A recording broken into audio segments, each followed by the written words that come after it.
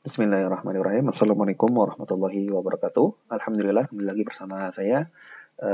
Kita akan mempelajari perkembangan kepemimpinan Daulah Bani Umayyah di Damaskus. Sebelumnya saya sudah menjelaskan di video sebelumnya tentang sejarah berdirinya dinasti Bani Umayyah, dimulai dari konflik yang terjadi antara Khalifah Ali bin Abi Thalib dan juga dengan Muawiyah bin Abu Sufyan sebagai pendiri dari dinasti Bani Umayyah. Untuk yang belum paham bisa kalian cek kembali video yang sudah ada di daftar di SKI kelas 10 yang ada. Selanjutnya, pada kesempatan ini kita akan masuk tentang model pemerintahan Daulah Bani Umayyah.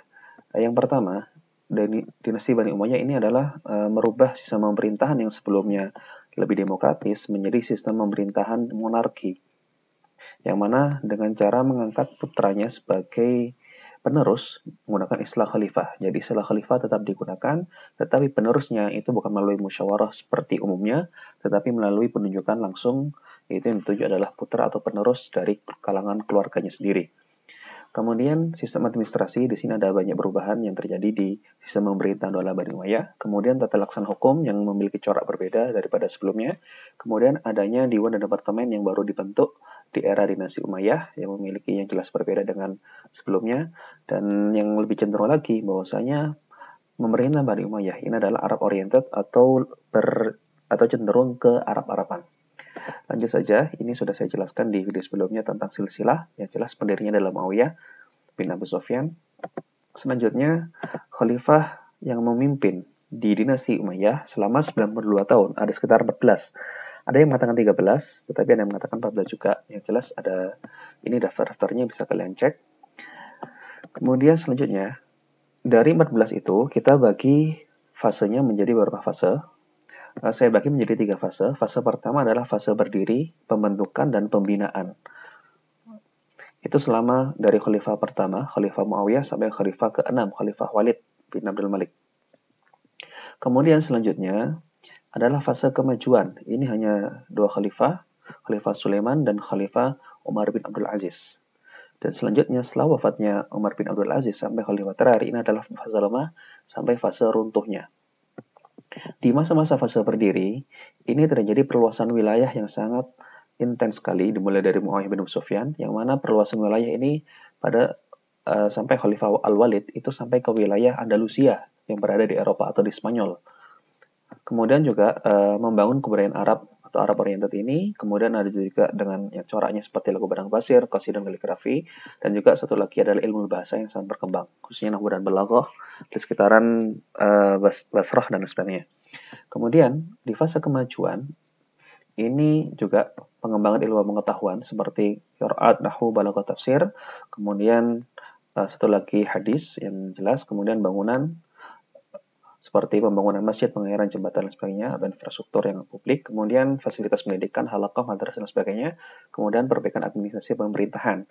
Tetapi di fase lemah, ini munculnya pemberontakan, kemudian terjadinya perebutan tahta antara keluarga internal Umayyah, penyelewengan kekuasaan, dan berkembangnya kekuatan baru yang muncul di sekitaran Umayyah, yang nanti dari situlah dinasti Bani Umayyah runtuh, seperti Bani Abbasiyah, Syiah di wilayah Jazirah Persia, kemudian Bani Fatimiyah di Mesir, dan Tahiriyah di Maroko.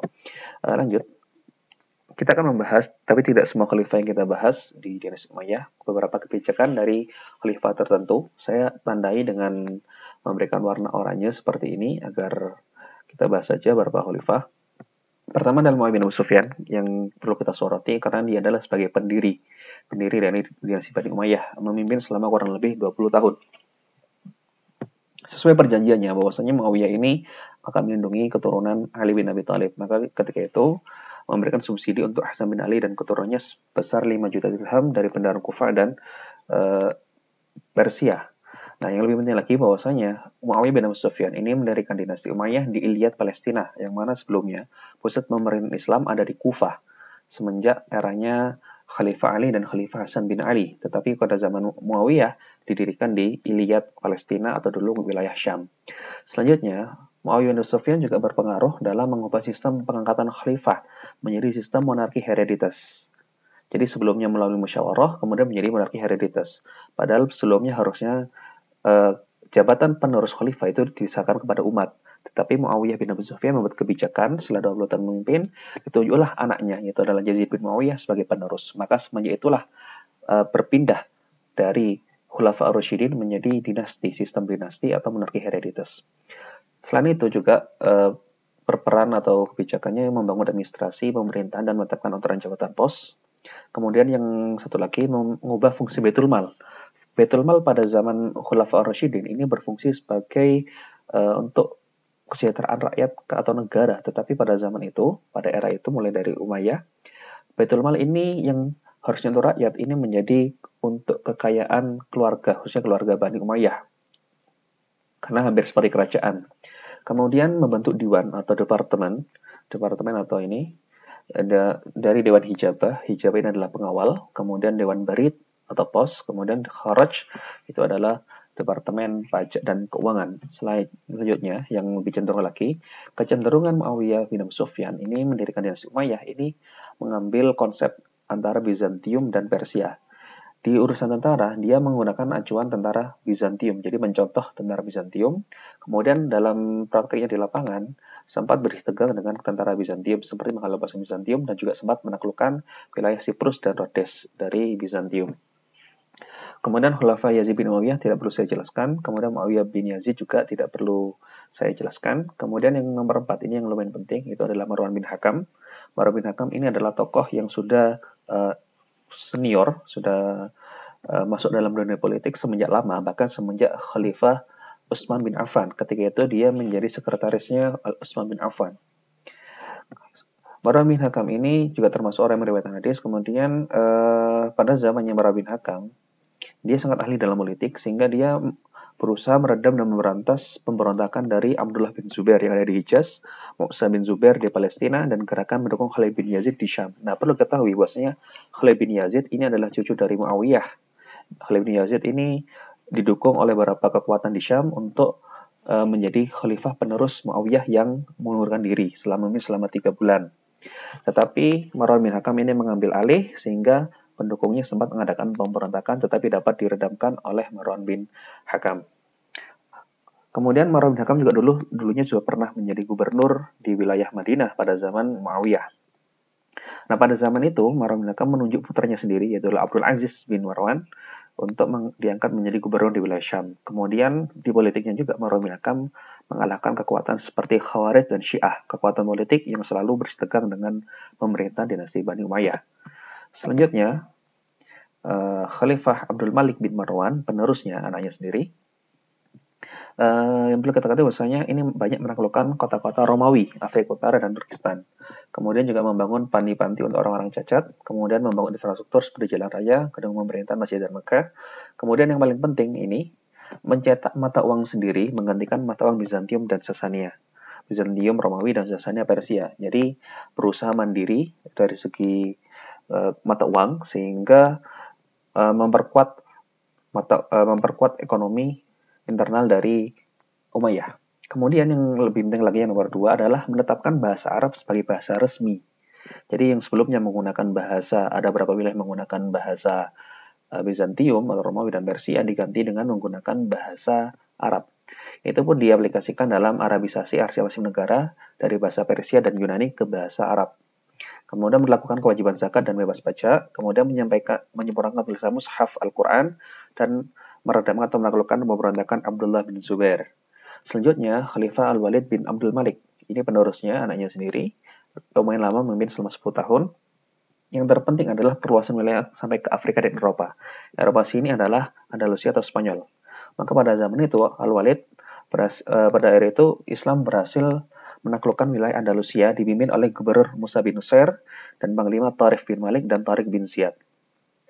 Nah, dari nanti sinilah awal mulanya masuk Islam ke Andalusia sampai nanti berdirinya dinasti Umayyah II di Andalusia. Selanjutnya, ekspansi ke Gaskar dan negeri Sin, kemudian mengembangkan seni budaya yang bercara Islam, membangun rumah sakit, panti jompo, panti asuhan, gedung pemerintahan, dan madrasah-madrasah. Kemudian menyempurnakan pembangunan gedung-gedung, pabrik dan jalan, dan satu lagi adalah membangun Masjid Jami Al-Umawi di Damaskus, merenovasi Masjid Aqsa, dan memperluas Masjid Nabawi. Kemudian Sulaiman Abdul Malik, nah ini yang paling terpenting, salah satunya khalifah yang sangat berprestasi, itu adalah Umar bin Abdul Aziz. Di antara khalifah-khalifah Umayyah yang dianggap bahwasanya paling sukses dan paling berhasil dalam politik itu adalah Umar bin Abdul Aziz. Mengapa demikian? Perlu diketahui bahwasanya khalifah-khalifah yang 7 sebelumnya ini sangat kontra dengan kelompok Syiah dan Ahlul Bait ataupun dari golongannya Ali bin Abi Thalib. Tetapi zaman Umar ini berhasil merangkul orang-orang yang lawan politiknya seperti orang Syiah dirangkul kembali, bahkan keberadaan Khalifah Ali itu pun diakui sebagai khalifah yang sah. Kemudian Umar bin Abdul Aziz ini sebagai inisiator kodifikasi hadis atau pengumpulan hadis pada zaman itu dengan menunjuk koordinatornya adalah Imam Muslim bin Syihab al-Zuhri. Jadi pengumpulan hadis itu dimulai di pemerintahan Umar bin Abdul Aziz. Selanjutnya menghentikan pemungutan pajak dari mu'alaf dan memangkas pajak dari umat Nasrani, kemudian menghidupkan kembali ajaran Al-Quran dan As-Sunnah, kemudian menetapkan dengan tegas hukum syariat Islam, kemudian mendirikan sekolah kedokteran dari Skandaria di Mesir ke Antakya dan Haran di Turki, kemudian mengutus delegasi sebagai pengawas kinerja para gubernur dan juga mengganti gubernur yang tidak taat agama. Umar bin Abdul Aziz hanya memimpin selama 3 tahun, tetapi sangat terkenal sekali kebijakannya yang sangat pro dengan rakyat dan sangat jujur. Dan sifatnya ini hampir sama dengan kakeknya. Kakeknya adalah Umar bin Khattab. Jadi Umar bin Khattab ini dari jalur dari keturunannya ini nanti lahirlah Umar bin Abdul Aziz yang mana memiliki kepribadian hampir sama dengan Umar bin Khattab. Kemudian setelah wafatnya Umar, keadaan dinasti semakin menurun karena penggantinya atau penerusnya bukanlah khalifah yang bisa mengendalikan negara, dan akhirnya beberapa tahun setelah itu dinasti Bani Umayyah mulai melemah dan hancur. Mungkin itu saja sedikit kebijakan yang bisa saya jelaskan. Tidak semua kebijakan perlu kalian hafalkan atau perlu kalian pahami. Cukup kalian fokuskan ke 5 khalifah yang saya sorot sesuai dengan apa yang ada di buku. Mungkin itu saja yang bisa saya jelaskan. Insya Allah kita akan lanjutkan penjelasan di video selanjutnya seputar kemajuan dalam beberapa bidang dan juga kemunduran dinasti Bani Umayyah. Terima kasih. Wassalamualaikum warahmatullahi wabarakatuh.